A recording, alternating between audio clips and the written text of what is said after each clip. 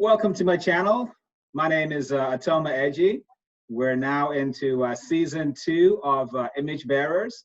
This is episode 20. I'm so excited to have on the program Karen Evans.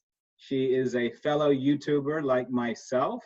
She is a little bit of a big sister to me, and I'm like a baby channel. So I look up to her, and maybe I'll be bugging her for some advice to keep growing.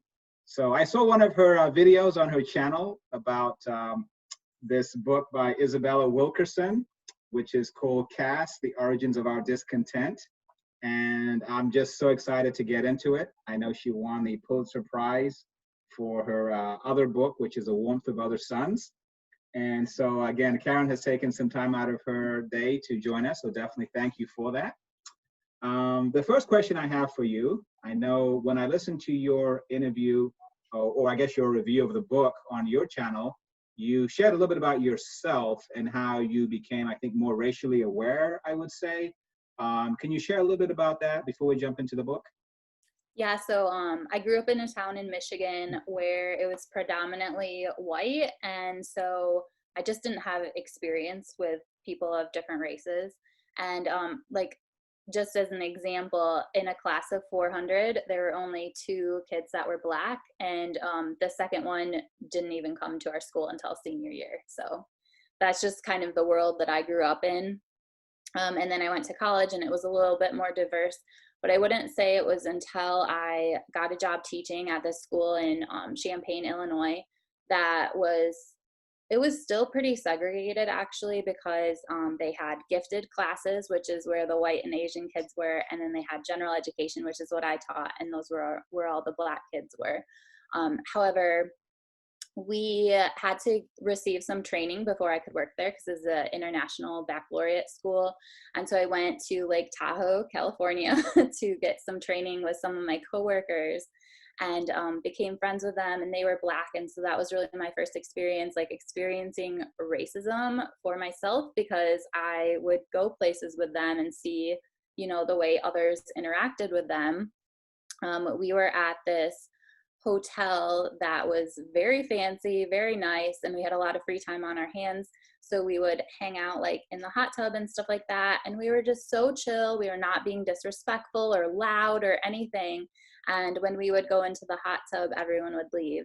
And that happened a few times. And like, my friends just looked at me and they were like, did you see that? Like, that's what our lives are like every single day, is stuff like that happening. So that was really interesting for me to experience that for myself. And then we also spent a lot of time at that school learning about restorative practices, and we did like circles with the staff members in our school. And so we talked about race, like it wasn't swept under the rug or ignored, like we actually talked about it. And so I grew a lot then. And I know, I can't remember the author's name, but there's a fairly new book called How to Be an Anti-Racist. And that's where I heard Ibram Kendi? Yes, thank you. That's where I heard that term for the first time, where we talked about in that school how it's not okay to just be not racist. You have to be an anti-racist. So yeah. Just for those who may not know, can you define that term? I think that's an important term. Sorry to interrupt. I think that there's a lot of people who just say, I'm not racist. I have Black friends, or I have Black family members, or whatever. And being anti-racist means not just not doing anything and maintaining the status quo, but finding something you can do so that you're actively trying to like not be racist and kind of promote like Black Lives Matter, or what other things. Okay, great. So can you cover for us the premise of the book Caste? Yeah, so Caste, so amazing. Basically the author just kind of talks about how that there is the Civil War, and then after that there was this brief moment. I think W.E.B. Du Bois talks about it as a moment in the sun, where Blacks kind of had like their lives were good for a hot second, and then white people just pushed them down again. And so basically this caste system was developed, which is, kind of invisible and hidden if you choose not to see it, or if you're not aware enough to be able to see it, where basically the most affluent well educated, you know, whatever Black person such as, you know, Oprah or Obama is still at a lower caste than like basically white people that are low income and, you know, might be like living on the streets or homeless or, you know, whatever. So. Okay, great. Thank you. So I know as you read through the book, I'm sure there were different things. I don't know if it was maybe the writing or the stories, or what would you say was the probably what would you say you like most about the book? So it's hard to pick because it was so good, and it's obviously, you know, a pretty thick book. She did so much research, and so that was very evident. But I think a thing I liked the most were like the personal stories of actual people and things that have happened to them. They were just heartbreaking, and some of them were so similar to things that have been in the news lately, but they've been happening for years. Yeah, I know we're going to talk about the little boy, but before that, is there another story that stands out to you that you can think of? If not, we can move on. But if is there one you can think of other than the little boy that stands out to you? Yeah, so I don't remember the person's name, but there was another instance where someone had a police officer basically like on their neck and they couldn't breathe. And I'm like, oh my gosh, this is so similar to George Floyd. And like, we've done this before and it's still happening. That was so frustrating to me to read that. Mm-hmm. Okay. So I know we spoke a little bit earlier about the story about the young African-American boy in the swimming pool, which when I listened to your review on your channels, this was really touching. Can you share about that story from her book? Yeah, so basically this was back in the day, but there was a team, like a baseball team that won a championship. And so to celebrate, the coaches decided to take the little boys out. They were going to go swimming and they were going to have such a good time to celebrate. But the problem was that one of the students was, or one of the children was Black and wasn't allowed in the pool. So all these kids got to go swimming and have a fun time celebrating their team. And this boy just had to sit on his towel outside of a fence and not be able to go into the pool with all his friends. And his parents were not there, but other parents would come and sit with him and keep him company, but then they would go swim and play with their kids. Other kids would come hang out with him, keep him company. I mean, but he was basically by himself just watching everyone else celebrate.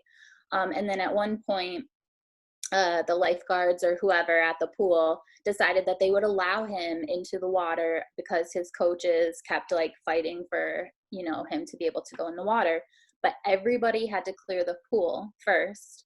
And then he was allowed to go in, but he was like on some sort of a raft and he was not allowed to touch the water. And they kept telling him that you may not touch the water. And so he was just on this raft going around one lap around the pool. And then when he was done, he had to get out and go back to his towel. And I know that the author also mentioned that like after this was over, the coaches and stuff offered him a ride home and like he was just too upset. So he walked home. And I'm sure probably the lifeguard probably thought he was doing a nice thing by, how generous am I, perhaps, so. Yeah. And the other thing too, I was thinking about the coaches. I don't know what they were thinking, that's obviously speculation, but I think it's just this idea of like white ignorance that we live in this like world that is Eurocentric. And so we don't like, if we were back in the day, we might not think anything of taking kids to a pool. And so, yeah, it just shows that we don't always understand and what we don't see, I guess. And so it's important to be able to see that so that that whole situation could have been prevented. Mm-hmm. So we're going to wrap it up, but I guess just a last question. We hadn't discussed this one, but just an additional one. So in your life, I'm sure you run across, Caucasian people who haven't gone through and become as racially aware as you are. How do you deal with that, or how do you help them, or, what kind of goes through your mind when you see, some racism in certain individuals and so forth?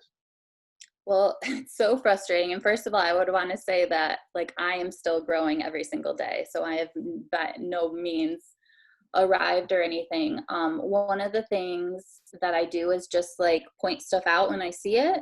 hopefully in a respectful way. And then I think another thing that has really touched people is just through reading. There are so many people who love to read, and when you can put a book in their hands, you know, such as The Nickel Boys by Colson Whitehead, or some other book that gives them a different perspective, I really think that helps them see the world in a different way and helps build empathy.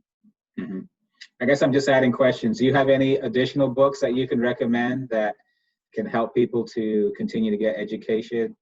You said Nickel Boy? Nickel Boys by Colson Whitehead. It's actually based on a true story. There was this school that was basically for troubled youth, and it's about this boy who literally was like on the straight and narrow, doing everything right, and through a bad situation that he was basically in the wrong place at the wrong time, he ends up at this school. And it was actually a real school, based on a real school, and just what they did to the kids that went there. Another amazing book is, let's see, The Last Thing You Surrender by Leonard Pitts Jr. I just finished that last night, and oh my gosh, it was so amazing. It's about World War II, and it tells a story of a white soldier, and his life was actually saved by a black man, and it tells the story of the black man's wife and also her brother.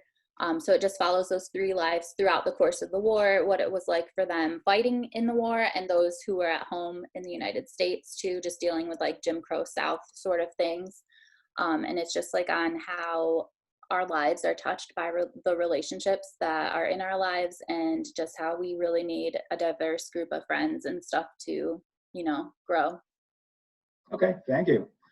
Well, Ms. Karen Evans, my big sister, thank you so much for joining us. And it's so cool that you lived in Michigan for a time, which is where I am right now. So that's definitely very awesome. And definitely keep making videos and inspiring people and all these good things. Thanks so much for coming on the program. Thanks for having me. For those of you that were able to, you know, watch the show, definitely click like if you enjoyed the episode, and definitely subscribe to the channel for other cool stuff to come. Thanks so much for your time. Thank you.